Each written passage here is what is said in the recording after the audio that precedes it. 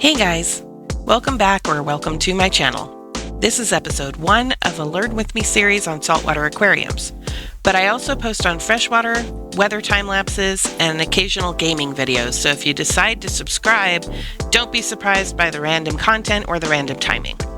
Anyway, in episode 0, I introduced the concept of the series and also introduced my black ocellaris clownfish, Soot, and Cinder, who you see on the screen right now.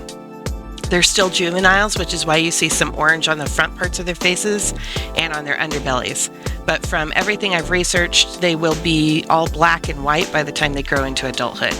The hope is that the larger one is female and the smaller one is a male. They start out as males and can change their gender depending on if a female is needed or not. So I admit I may have jumped into corals a little earlier than planned, but I made sure that everything's cycled and tested, so hopefully I don't kill all of them straight away. I don't really have any algae issues at the moment, so I talked to the guys at my local fish shop and they suggested going corals before the cleanup crew. So I picked up 6 coral frags, which are small pieces that have been cut off and propagated from a larger coral and allowed to grow into their own cluster. You can still see the plugs on them at the moment. I haven't glued them in yet because I want to make sure placement is good, but when I do, I'll be using this scaper glue that I got from the local fish store along with the coral.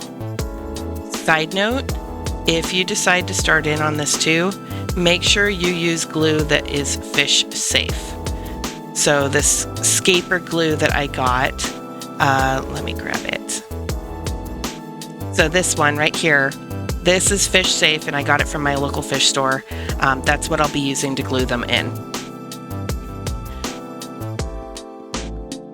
I know most people in the hobby hate the sight of the ceramic plugs, but I'm too scared of killing the corals by cutting it off.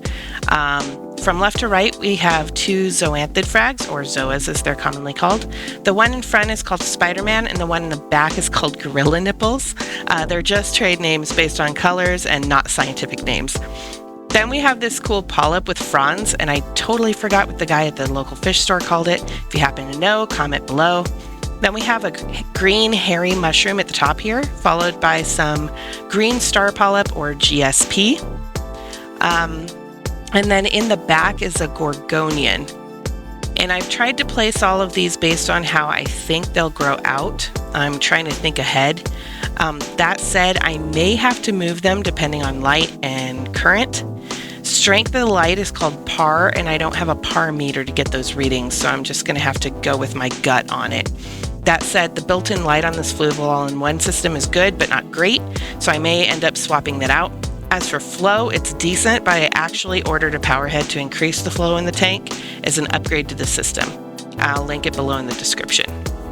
Now the blue light is where the colors really pop in all these corals.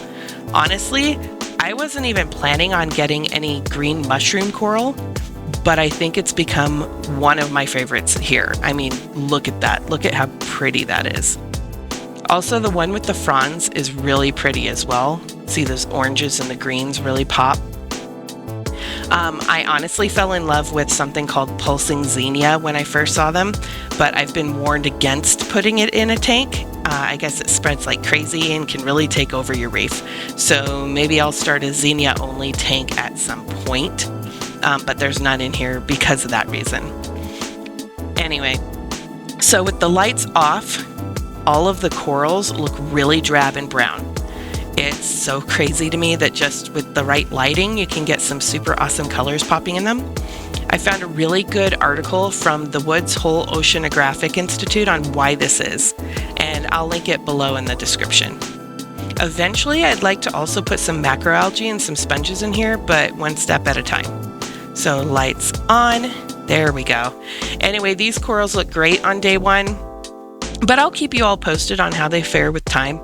If you're a more experienced reef keeper watching this, let me know any tips or tricks in the comments. If you're new like me, stay tuned for more episodes in the series. And thanks for watching.